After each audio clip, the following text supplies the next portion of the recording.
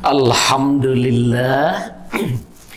Uhayyikum bitahiyatil Islam, tahiyatan min indillah mubarakatan thayyibah, tahiyata ahlil jannah wa tahiyatuhas salam. Assalamualaikum warahmatullahi wabarakatuh. Alhamdulillah alladzi an'ama alaina bi ni'matil ibadah wa syahril haram Rajab. Asyhadu an la ilaha illallah wahdahu la syarikalah wa asyhadu anna Muhammadan abduhu wa rasuluh. Allahumma iftah lana qulubana wa alhimna rushdana wahdina ila siratikal mustaqim. Faqala ta'ala a'udzu billahi as-sami'il 'alim minasy syaithanir rajim. Ya ayyuhalladzina amanu ittaqullaha haqqa tuqatih wa la tamutunna illa wa antum muslimun, amma ba'du. Terima kasih kesempatan yang diberikan Pak Haji Wahab, pengurus Masjid Ad-Da'wah, Bapak-bapak dan ibu-ibu, saudara-saudara jamaah subuh Masjid Ad-Da'wah, jamaah yang saya cintai, yang disayangi Allah Subhanahu wa Ta'ala. Bersyukur kita kepada Allah di subuh yang barokah ini, hari ke-6 di bulan Rajab 1441 Hijriah.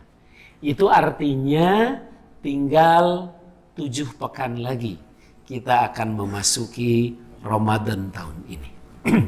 Dan itu artinya pula kita harus sudah mempersiapkan diri menyambut Ramadan yang sudah di pelupuk mata. Maka ngaji kita pagi ini insya Allah tentang beberapa amal yang harus kita lakukan dalam menyongsong Ramadan yang akan segera tiba insya Allah. Dan kita lanjutkan setelah yang satu ini.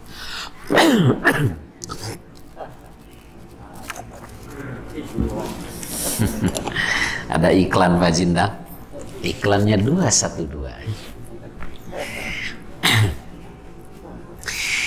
Bapak Ibu yang saya hormati, ada 9 amal yang harus kita siapkan dalam menyongsong dan menyambut kehadiran Ramadan. Yang pertama adalah memperbanyak taubat dan istighfar. Ya.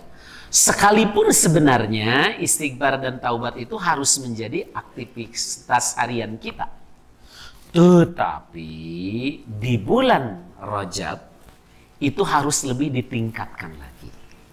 Kenapa? Sebab bulan Rajab ini termasuk bulan haram.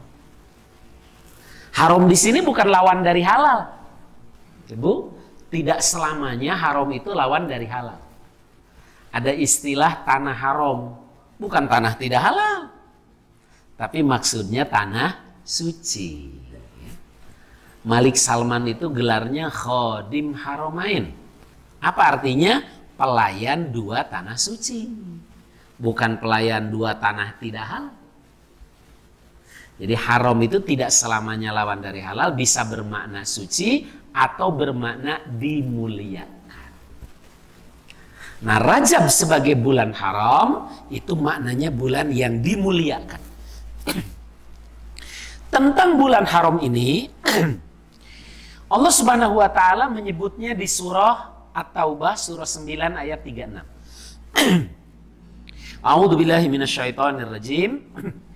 Inna iddatash syuhuri 'indallahi 12 syahran fi kitabillah yauma khalaqas samawati wal ard minha arba'atun hurum dzalikad dinul qayyim fala tadlimu fihinna anfusakum wa qatilul musyrikina kaffah kama yuqatilunakum kaffah wa'lamu annallaha ma'al muttaqin. Inna iddatas syuhur, sesungguhnya hitungan bulan dalam 1 tahun Indallahi, di sisi Allah, isna asyara syahran, ada 12 bulan. Jadi jauh sebelum ditemukan kalender, Quran sudah menyebut 1 tahun itu 12 bulan. Ya, 1 tahun itu 12 bulan. 1 tahun itu adalah 1 putaran bumi berputar mengelilingi matahari, itu 1 tahun. Jadi kalau bumi mulai dari sini, putar mengelilingi matahari sampai sini lagi, 1 putaran itu 1 tahun. Nah, selama 1 putaran itu bumi sempat berputar di tempatnya 365,5 kali. Itulah yang kita sebut dengan hari. Bulan yang setia mengikuti bumi, ya, sempat berputar 12 kali selama bumi berputar itu. Itulah yang kita sebut 12 bulan. Nah, 1 putaran bulan mengelilingi bumi, si bumi bisa berputar di tempatnya 29,5 hari. Itulah yang kita sebut dengan 1 bulan 29 atau 30 hari. Nah, ya, 1 tahun itu 12 bulan. Fi kitabillah, tercantum dalam kitab Allah, ketentuan Allah, yauma khalaqas samawati wal ardh, sejak Allah menciptakan langit dan bumi. Minha, dari 12 bulan itu kata Allah, arbaatun hurum, ada 4 bulan yang dimuliakan, bulan haram. Apa saja yang 4 itu dijelaskan di dalam hadis. 3 berurutan, 1 berdiri sendiri. Yang berurutan adalah Dzulqa'dah, Dzulhijjah, Muharram. Yang berdiri sendiri adalah Rajab. Dzalika dinul qayyim, itulah agama yang tegak lurus. Nah, kalau bulan Dzulqa'dah, Dzulhijjah, Muharram itu untuk pelaksanaan ibadah haji, ya, maka bulan Rajab ini untuk optimalisasi ibadah yang lain selain daripada haji. Ya. Misalnya umroh, tapi umroh kan sekarang sedang di stop dulu. Jadi kemarin saya di TV One, Pemret TV One tuh telepon ke menterinya Saudi. Ya, kenapa? Ternyata sederhana. Ya, pemerintah Saudi itu mau masang alat di bandara, alat pendeteksi virus corona. Jadi sekarang itu ada alat yang canggih, itu cukup dipasang alat itu, orang tidak perlu diperiksa satu-satu. Misalnya datang rombongan, ketahuan kalau ada yang kena, nit, nah itu tuh tolong diamankan gitu. Nah, jadi Saudi mau masang alat itu. Kenapa? Karena wilayah terdekatnya Oman, Bahrain, Qatar itu sudah kena, sudah ada yang kena. Padahal itu kan ngerendeng banget dengan Saudi. Nah, jadi alat itu butuh waktu 3 hari untuk pemasangannya. Kan bukan cuma pasang alatnya, tapi juga ruangan untuk isolasi, andai kan ada yang kena. Masa uji cobanya dibutuhkan waktu 7 hari. Jadi total 10 hari. Nah, untuk safety-nya maka diumumkan selama 14 hari. Jadi 15 hari lagi sudah diterbitkan kembali visa umroh. Terus kita bilang, loh, Indonesia kan nggak kena. Ya, apa kata Menteri Saudi? Dia sih nggak bilang, lu tukang bohong, nggak begitu. Alhamdulillah nggak jawab begitu. Dia bilang, iya, tapi kan banyak jamaah sebelum ke Saudi itu suka mampir dulu, transit namanya. Kan ada yang transit Singapura, transit Malaysia, transit Qatar, transit Abu Dhabi. Nah, dikhawatirkan waktu transit itu kena, begitu kata menterinya. Padahal sih saya tahu, lu mah tukang bohong gitu. Cuman dia nggak bilang gitu. Nah, jadi insya Allah bagi Bapak Ibu yang tertunda umrohnya termasuk saya harusnya besok berangkat. Ya, jadi kita masih bisa berangkat insya Allah 14 hari ke depan. Ya, insya Allah. Jadi di bulan Rajab ini memang yang ideal kalau bisa umroh. Ya, kalau nggak bisa umroh, ya ibadah-ibadah yang bersifat sosial, ya, zakat tahunan, infak, sodako, wakaf, hibah, jariah, santunan yatim, peduli miskin. Apalagi kita juga sedang membangun ya wakaf dan jariah bisa.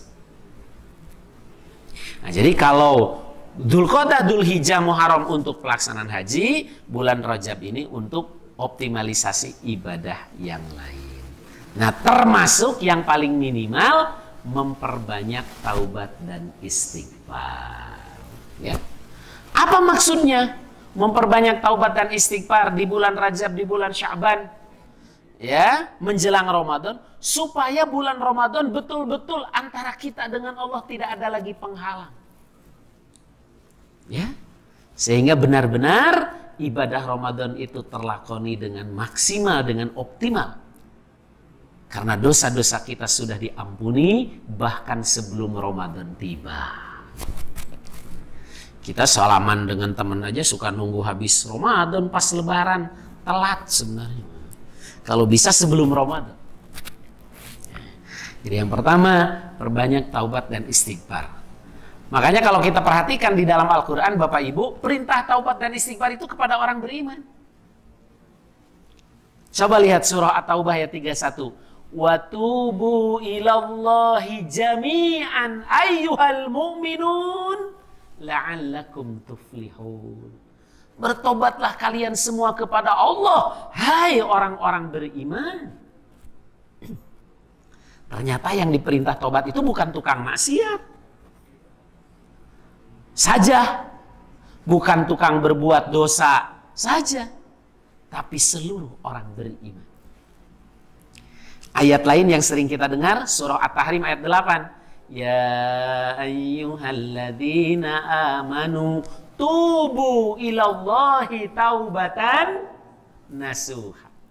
Hai orang-orang yang beriman, bertobatlah kalian semua kepada Allah dengan tobat yang sesungguhnya. Dua ayat ini diperintahkan bertobat itu kepada orang beriman. Artinya kita. Kata Ibnul Qayyim Al-Jauziyah dalam kitabnya Tahdhib Madarijis Salikin, ya, ini ayat madaniyah. Ayat yang diturunkan setelah hijrah, yang menjadi objeknya orang-orang beriman yang sudah teruji keimanannya. Sudah beriman, sudah hijrah, sudah jihad, tapi masih diperintahkan untuk bertobat. Maka kita sebagai orang beriman mempersiapkan diri menyongsong Ramadan, wabil khusus di bulan yang dimuliakan, yaitu bulan Rajab ini, perbanyaklah istighfar dan taubat. Ya, Kanjeng Nabi SAW saja yang sudah dijamin masuk surga, ya Bu, tidak pernah melakukan perbuatan dosa. Kalau beliau keliru langsung diluruskan oleh Allah. Kan kalau keimanan Kanjeng Nabi itu maksum. Maksum itu terpelihara dari kesalahan. Ya, kalau keimanan kita maklum. Maklum lah kalau kita. Keimanan Kanjeng Nabi maksum. Khilaf sedikit Allah yang meluruskan. Nabi saja yang keimanannya maksum, yang dijamin masuk surga, yang tidak pernah melakukan maksiat, yang dosanya sudah terampuni. Dalam sehari tidak kurang dari 70 sampai 100 kali istighfar dan taubat. Wallahi inni la astaghfirullah wa atubu ilaih fil yaum aksar min sab'ina marrah, kata Kanjeng Nabi. Demi Allah, aku bertobat dan beristighfar kepada Allah dalam sehari lebih dari 70 kali. Itu riwayat Bukhari. Kalau yang riwayat Muslim, ayyuhan nas tubu ilallah fa inni atubu ilallahi fil yaumi atamarrah. Saudara-saudara, bertobatlah kepada Allah. Aku bertobat kepada Allah dalam sehari 100 kali. Itu Kanjeng Nabi, apalagi kita.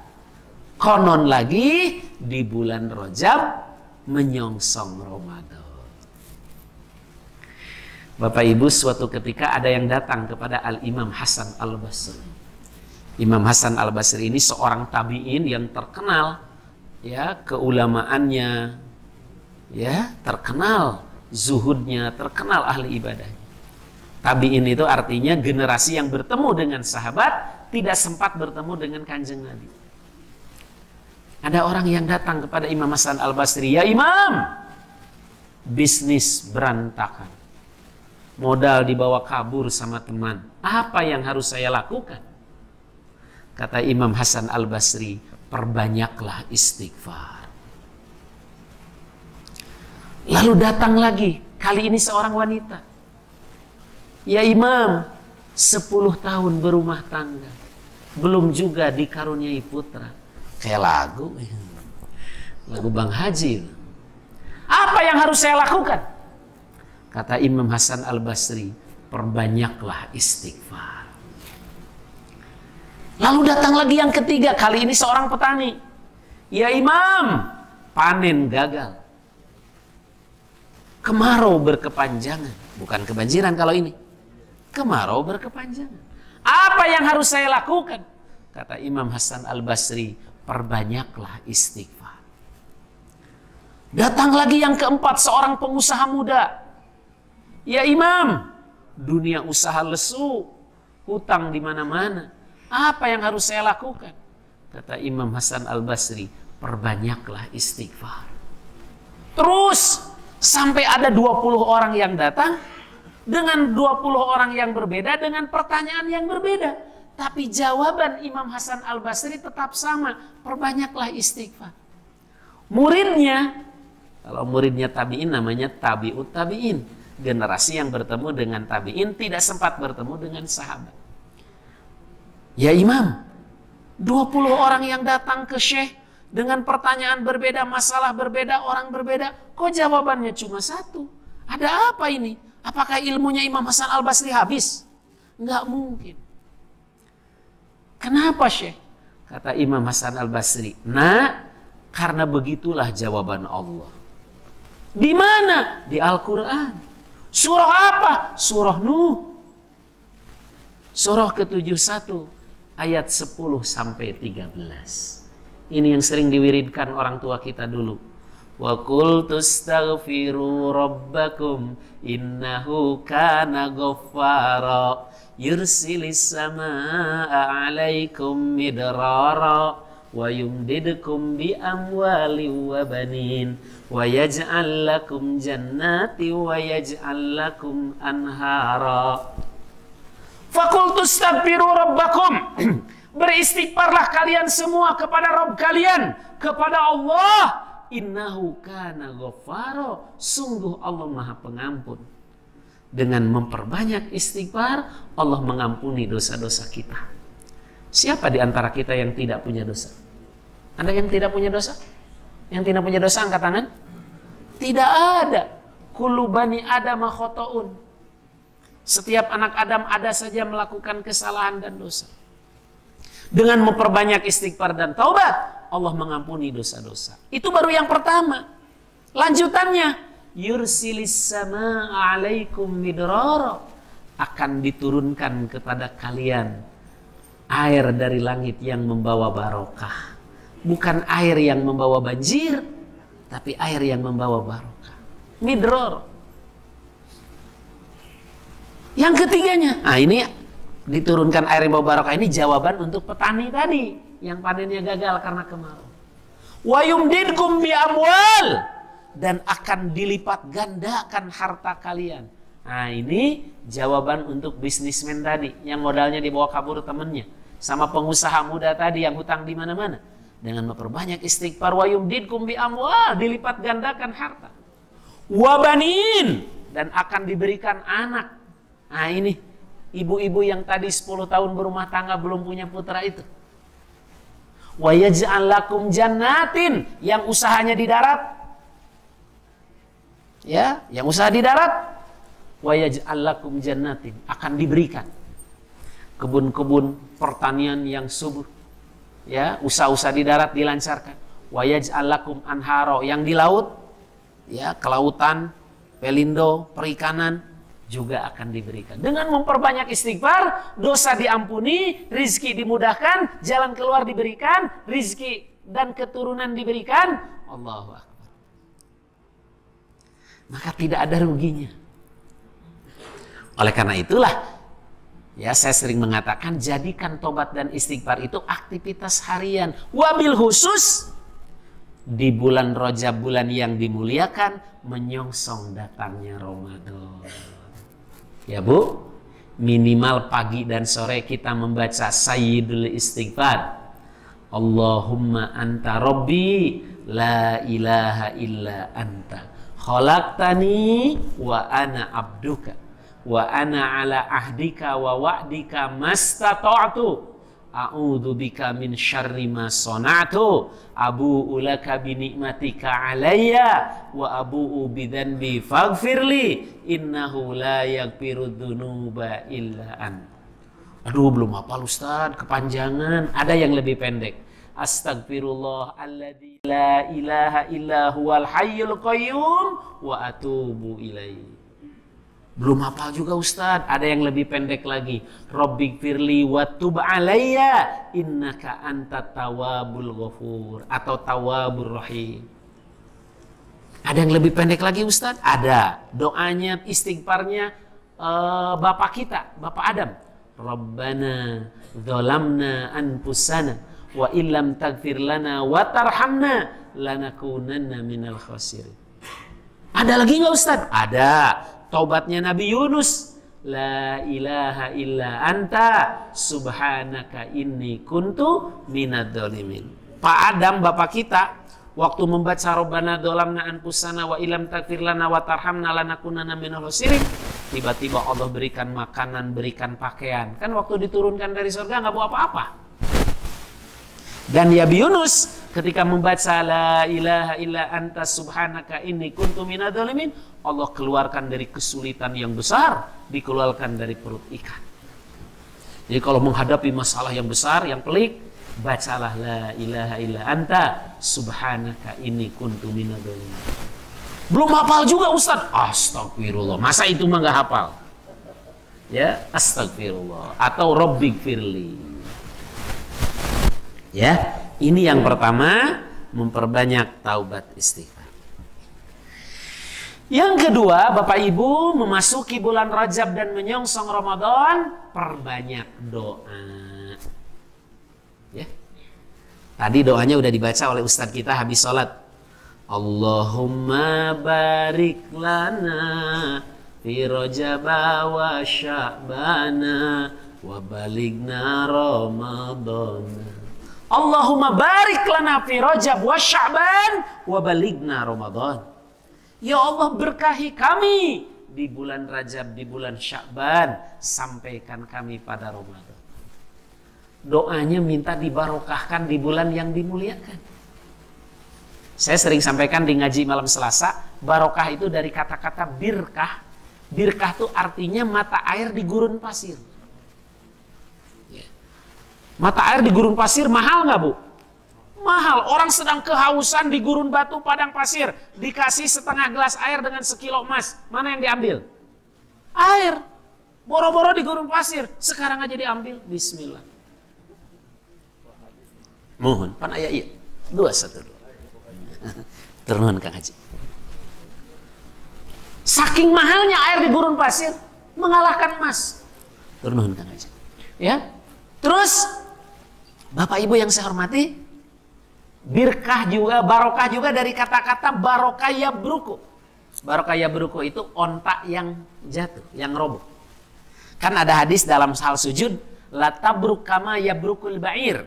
Jangan sujud seperti robohnya onta. Onta kalau roboh itu barokah yabruku. Kalau onta roboh, jatuh, memberikan banyak manfaat. Susunya, seseentah. Ya. Kalau disembelih, dagingnya. Kemudian di onta itu punya kandungan air, yang airnya itu higienis. Dulu pasukan kaum muslimin kalau kehabisan bekal di perjalanan, ya ontanya mereka sembelih.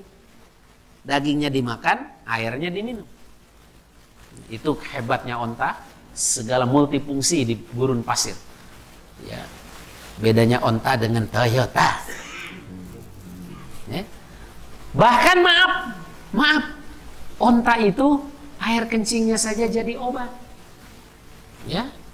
Cuma harus tuntas dengernya. Ada jemaah umroh saya di Hudaybiyah, saya bilang, Bapak Ibu, ini air kencing onta ini jadi obat. Dia pergi ngambil sebotol gini, langsung diminum. Datang lagi mukanya merah. Kenapa?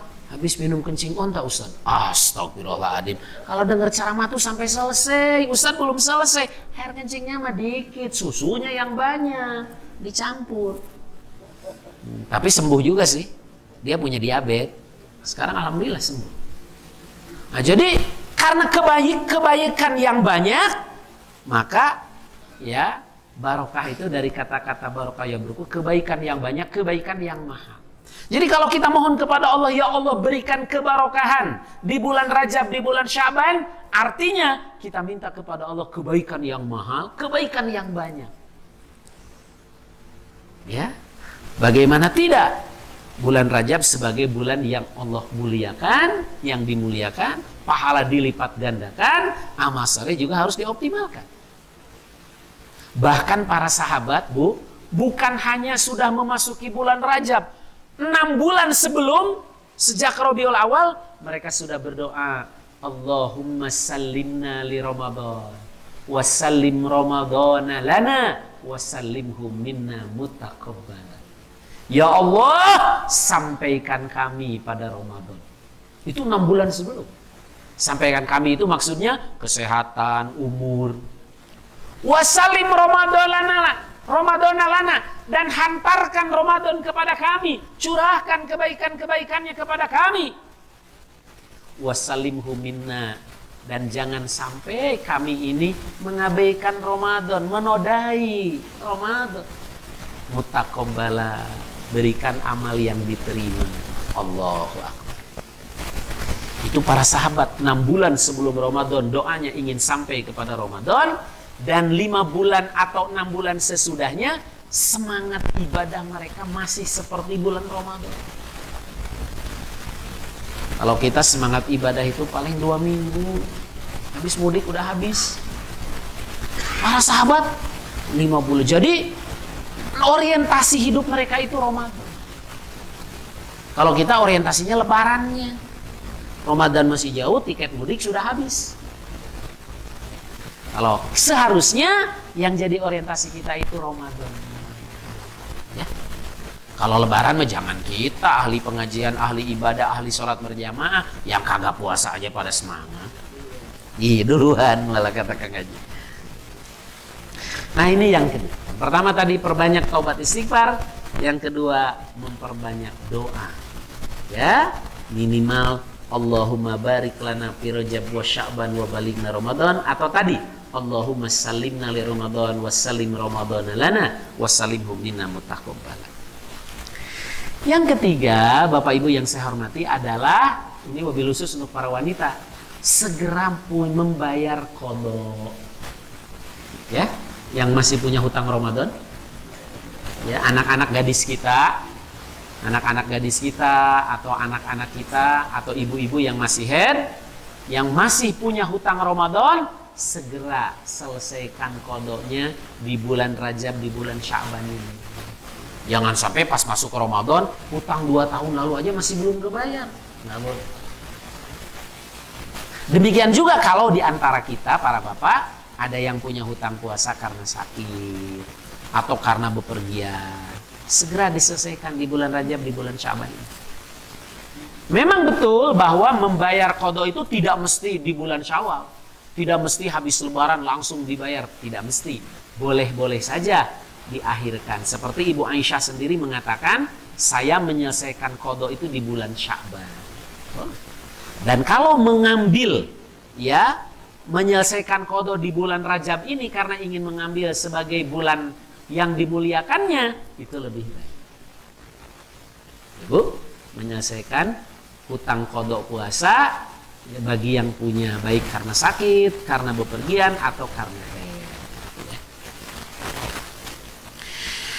Kemudian yang keempat, ya, mulai mempelajari dan mempelajari kembali hukum-hukum yang berkenaan dengan Ramadan. Ya, kan saya sering sampaikan memasuki Ramadan itu 3 persiapan yang harus minimal kita lakukan.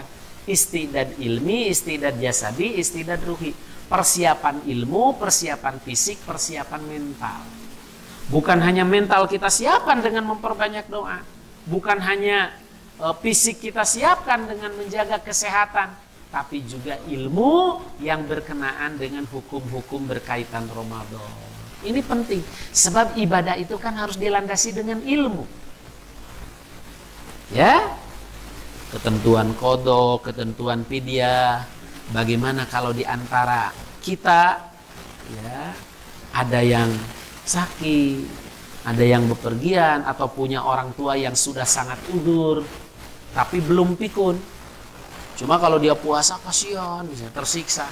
Nah itu hukum-hukum yang berkenaan dengan qada, dengan fidyah itu harus dipahami dengan baik, dipelajari dengan, supaya betul-betul ibadah itu dilandasi dengan ilmu. Jadi nggak ada istilah, bosen itu melulu Ustaz yang dibahas. Oh enggak, persiapan ilmu berkenaan Ramadan itu penting. Maklumlah kita ini kan sudah S3, sampun sepuh sangat. Kalau nggak diingetin lupa mulu. Karena ngajinya juga barho, bubar poho. Ini perlu diingatkan terus hukum-hukum yang berkenaan dengan Ramadan.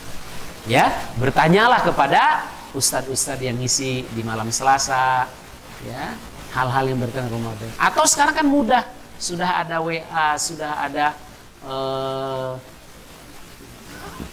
yang lain sebagainya, tinggal bertanya, Pak Ustadz mau nanya hukumnya tentang ini.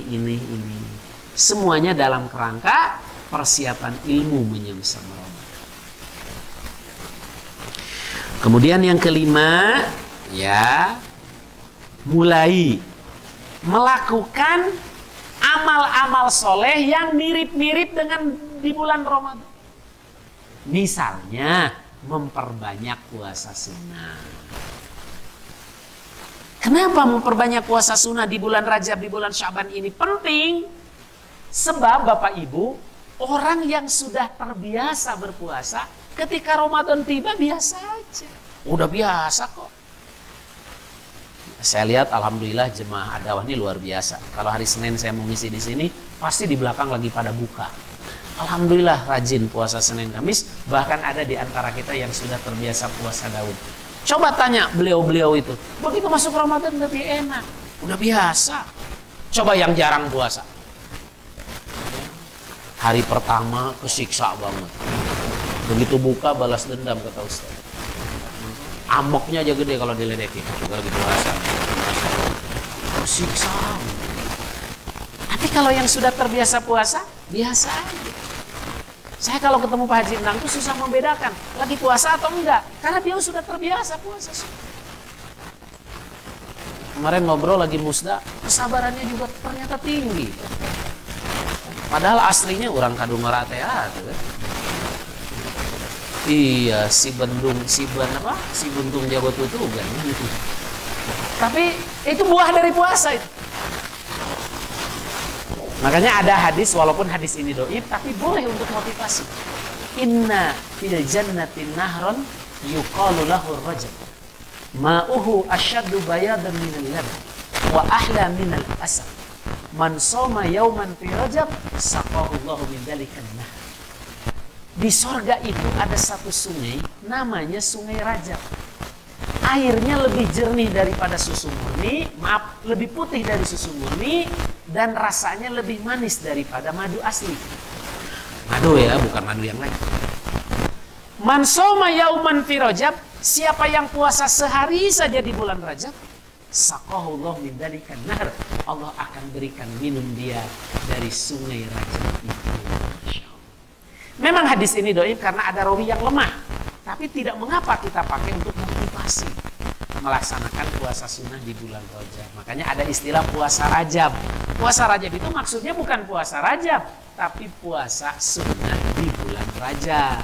Puasanya mau Senin Kamis monggo, mau puasa Daud selang sehari silahkan, mau Ayyamul Bid tanggal 13, 14, 15 juga boleh. Demikian apalagi di bulan Syaban. Ibu Aisyah bercerita, "Maro'aitu Rasulullah sallallahu alaihi wasallam yasumu syahran qatu ila fi Ramadan. Wa maro'aitu aksara syahrin siyaman min Sya'ban." Aku tidak melihat Kanjeng Nabi, kata Ibu Aisyah, puasa 1 bulan penuh kecuali Ramadan. dan aku melihat bulan yang paling banyak beliau melakukan puasa adalah bulan Sya'ban. Apa maksudnya memperbanyak puasa sunnah di bulan Rajab, di bulan Sya'ban? Ini persiapan secara fisik, pengkondisian. Bahasa olahraganya warming up, pemanasan. Ya. Ini mempersiapkan puasa-puasa sunnah yang untuk persiapan secara fisik, pengkondisian supaya Ramadan jangan kaget. Di samping nilainya luar biasa. Karena Rajab bulan yang dimuliakan dan Sya'ban adalah meniru Kanjeng Nabi, bulan yang biasa beliau memperbanyak puasa. Ya. Yang keenam adalah bersahabatlah dengan orang-orang yang semangat ibadah dan jangan mengikuti orang-orang yang malas. Ya. Jadi kalau dalam ibadah itu kan Bapak Ibu harus melihat orang yang di atas kita. Kalau urusan duniawi, lihat yang di bawah kita. Jangan kebalik. Ustadz, saya memendingan pensiunan rajin ke masjid. No, temen udah pensiun boro-boro ke masjid.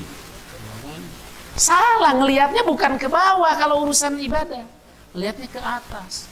Ih, Masya Allah. Dia udah pensiun, usia udah di atas kepala 7, tapi masih energik ya. Oh, karena puasa sunnahnya rajin, sholat malamnya rajin, nggak pernah bangun kesiangan. Oh, saya harus ngikutin. Kalau dalam amal, kan ada boleh ngiri itu dalam 2. Ya kan? Ngiri itu hanya boleh 2. Ngiri kepada yang berilmu yang mengamalkan ilmunya, dan ngiri kepada yang berharta yang menginfakkan hartanya. Di luar itu nggak boleh ngiri, harus nganan terus.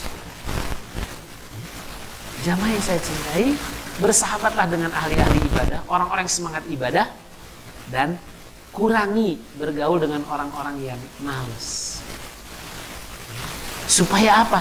Supaya ibadah itu dinikmati, bukan dirasakan sebagai beban. Dalam ceramah Damai Indonesiaku 2 pekan lalu saya sampaikan bagaimana tentang kenikmatan beribadah. Ibadah dirasakan sebagai kenikmatan jiwa, bukan beban yang menyiksa. Bapak Ibu, minum terasa nikmat ketika kita haus. Bismillah.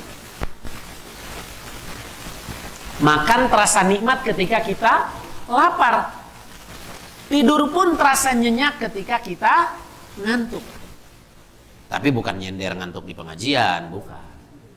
Kenapa itu semua terasa nikmat dan enak? Karena kita butuh. Nah, ibadah yang kita lakoni, sholat kita, puasa kita, haji, ngaji, dzikir, doa, akan terasa nikmat ketika kita sudah butuh dengan ibadah itu. Bukan dirasakan sebagai beban yang menyiksa, tapi dirasakan sebagai kebutuhan jiwa. Ya. Maka yang ke-6, mulailah bersahabat, melihat, meniru orang-orang yang semangat beribadah. Boleh jadi secara keilmuan dia kurang, tapi semangat beramalnya luar biasa. Mengamalkan yang sudah dia tahu. Karena tidak dijamin orang yang berilmu amalnya baik. Ya, termasuk ustadz. Banyak ustadz tapi subuhnya nggak pernah ke masjid. Itu namanya laki-laki soleha. Kata Ustadz Abdul Somad, laki-laki yang nggak pernah ke masjid namanya laki-laki soleha. Laki-laki soleh itu sholatnya di masjid. Banyak ustadz tapi subuh nggak pernah ke masjid. Kalau ditegur jawabnya apa? Saya jadi imam di rumah. Lah kalau alasan itu diterima, masjid kosong. Kan semua orang punya keluarga. Jadi keilmuan itu tidak menjamin amal seseorang. Maka yang harus kita tiru itu orang-orang yang semangat dalam beribadah walaupun ilmunya terbatas. Yang ke-7, hindari pertikaian dan perpecahan. Ya. Para jamaah, tapi alhamdulillah kalau ada saya lihat solid, kompak. Suatu ketika saya pernah diundang ceramah Ramadan di salah satu masjid di Jakarta Utara. Nggak usah disebut nama masjidnya. Begitu nyampe ke sono, satu kubu kumpul di sini, satu kubu kumpul di sini, satu kubunya kumpul di sini. Nggak mau deketan. nggak ada senyuman. Saya datang mukanya pada ditekuk karena kelompok ini nyangka ini ustadz kelompok sana. Yang ini juga nyangka ini ustadz kelompok sana. Rupanya baru pergantian pengurus. Pergantian pengurus yang lama dibersihkan semua. Kalau bukan kelompoknya. Astagfirullah. Begitu saya naik mimbar saya bilang, Bapak Ibu, ibadah yang paling murah itu sodakoh dengan senyuman. Saya nggak lanjut ceramah kalau belum pada senyum. Ayo senyum, senyum. Saya sampai gituin gitu. Masih pada diem. Senyum dulu baru saya lanjut ceramahnya nih. Dan jangan ngumpul-ngumpul begini. Ayo berbaris. Sapi yang rapi. Apa sih yang dicari di masjid? Kalau di pemerintahan, di kantor, di kerjaan, rebutan posisi wajar. Motivasi duniawi. Lah kalau di masjid kan semuanya amal akhirat. Kenapa harus ada begini? Ya, semuanya lillah, semuanya karena Allah. Kenapa harus ada konflik gontok-gontokan seperti ini? Waduh, kalau Pak Haji udah nyamperin waktunya habis nih. Oh 3 menit lah. Ya, tidak boleh. Semua kan jadi karyawan yang langsung digaji oleh Allah itu pengurus masjid. Karena tidak digaji langsung oleh Allah. Semuanya kita ini untuk kepentingan agama Allah, untuk kepentingan akhirat. Maka tidak boleh ada kubu-kubuan gontok-gontokan. Masjid itu harus jadi perekat. Saya lihat alhamdulillah dakwah ini sudah betul-betul jadi perekat. Ustadz dari lintas baju, lintas kelompok semuanya ngisi di sini. Begitulah mestinya. Karena yang disampaikan di masjid semuanya sama. Qala ta'ala, qala Rasul. Al-Quran dan Sunnah. Siapapun yang menyampaikan. Ya, begitulah semestinya. Kita ini boleh bajunya beda-beda, tapi kalau sudah di masjid, suaranya satu. Qala ta'ala, qala Rasul. Alhamdulillah. Ya. Pak Haji Endang, Pak Haji Yoyo menghadirkan ustadz-ustadz ke sini dengan beragam latar belakang. Saya lihat, wah ini bagus. Begitulah semestinya. Ya. Kita, dan kalau ustadznya saja sudah bisa damai, nyatu, ya apalagi kita jamaahnya. Di masjid ini tidak ada yang kita cari duniawi, semuanya lillah. Maka hindari pertikaian, perpecahan. Ya. Kemudian yang ke-8-nya, waktunya 2 menit lagi. 2 menit lagi. Yang ke-8 adalah tinggalkan pekerjaan-pekerjaan yang kira-kira akan memberatkan puasa.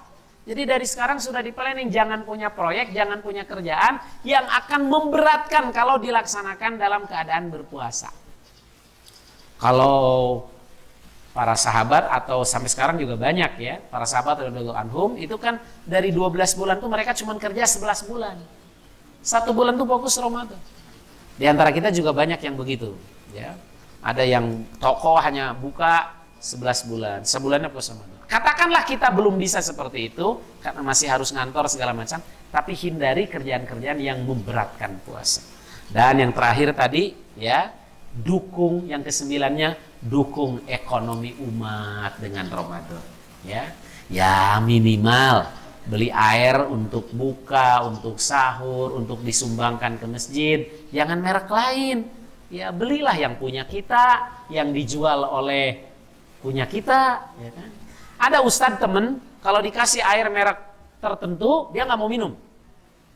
Kalau saya sih masih suka minum, cuma nanya dulu ke pengurus. Kata Pak Haji Wahab, itu mah ada yang ngasih ustadz. Nah insya Allah ke depan yang ngasih juga merek yang punya kita. Jangan kayak Babe Haikal ngambek tuh di Facebook. Dia keluar dari supermarket punya kita, di sebelahnya tuh punya orang. Merek orang, perempuan jilbabnya lebar, baranjanya angka ribung dari situ. Kata Babe Haikal, amal itu kan bertingkat-tingkat. Amal orang kaya itu bukan puasa sunnah, bukan sholat tahajud. Amal orang kaya itu hidupkan ekonomi umat. Belanjalah dari supermarket punya kita.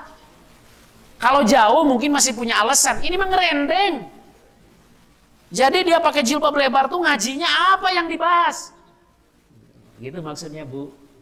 Jadi kita alhamdulillah sudah punya kita sendiri. Belanjalah di situ. Walaupun Ustaz harganya agak mahalan dikit, nggak apa-apa hitung-hitung infak. Kan kalau ngasih 3.000 perak mah malu. Tapi kalau dari selisih harga kan nggak malu. Ya. dukung punya kita, sebarkan, mudah-mudahan nanti ya setiap masjid ketika ada yang menerima sumbangan ternyata merek air milik umat. Kan alhamdulillah indah sekali ya. Inilah waktunya habis ya. Saya persilakan Kang Haji, mungkin ada hal yang mau ditanyakan. Wallahu a'lam bishawab. Saya perlu ditanyakan atau kita cukup ya? Waktunya sudah seru. Kalau jadi cukup sudah doa kepada wakil sosial. Astagfirullahaladzim. Ya. Baiklah Bapak Ibu, kita wajib bersyukur kepada Allah, tapi harus berterima kasih juga kepada sesama manusia yang berbuat kebaikan. Hari ini keluarga besar Haji Ilhamul Karim sudah menyediakan untuk sarapan pagi kita. Maka kita doakan ya supaya benar-benar menjadi kebaikan dan amal soleh bagi almarhum Haji Ilhamul Karim, kemudian Ibu Hajah Usria dan keluarga besarnya. Al-Fatihah. A'udzubillahi minasyaitonirrajim. Bismillahirrahmanirrahim. Alhamdulillahirabbil alamin. Arrahmanirrahim. Maliki yaumiddin. Iyyaka na'budu wa iyyaka nasta'in. Ihdinas siratal mustaqim. Siratal ladzina an'amta 'alaihim ghairil maghdubi 'alaihim waladdallin. Amin. Allahumma ighfir Haji Ilhamul Karim bin Ilham Muksin wa Hajah Usriyah binti Abdul Hamid. Warhamhum wa afihim wa afu anhum wa akrim nuzulahum wa wasi' madkhulahum wa agsilhum bil ma'i wassalji wal barad wa naqqihim minal khotoya kama yunaqqas sabul abyadu minad danas wa abdilhum daran khairan min darihim wa ahlan khairan min ahlihim wa qihim min fitnatil qabri wa adabin nar. Allahumma ighfir li hayyina wa mayyitina wa saghirina wa kabirina wa dzakarina wa unsana wa syahidina wa ghaibina. Allahumma man ahyaitahu minna fahi 'alal islam wa man tawaffaitahu minna fatawaffahu 'alal iman. Allahumma la tahrimna ajrahum wa la tudlina ba'dah.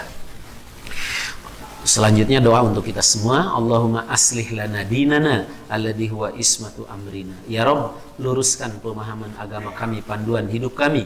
Wa aslih lana dunyana allati fiha ma'asyuna, sejahterakan dunia kami, tempat kami menapaki kehidupan.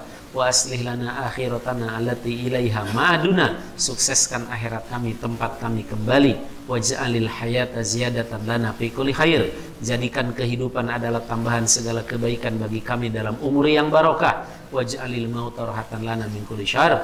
Allahumma ahsin akibatana fil umuri kulliha. Ya Rabb, perbaikilah segala akibat urusan kami. Wa ajirna min hijid dunya wa adabil akhirah, jauhkan kami dari kehinaan dunia dan siksa akhirat. Rabbana hablana min azwajina wa dzurriyyatina qurrata a'yun waj'alna lil muttaqina imama. Rabbana atina fid dunya hasanah wa fil akhirati hasanah wa qina adzabannar. Subhana rabbika rabbil izzati amma yasifun. Wassalamun alal mursalin walhamdulillahi rabbil alamin. Subhanakallahumma bihamdik asyhadu an la ilaha illa anta astaghfiruka wa atubu ilaik. Silahkan dilanjut dengan salat syuruk 2 rakaat senilai umrah. Assalamualaikum warahmatullahi wabarakatuh.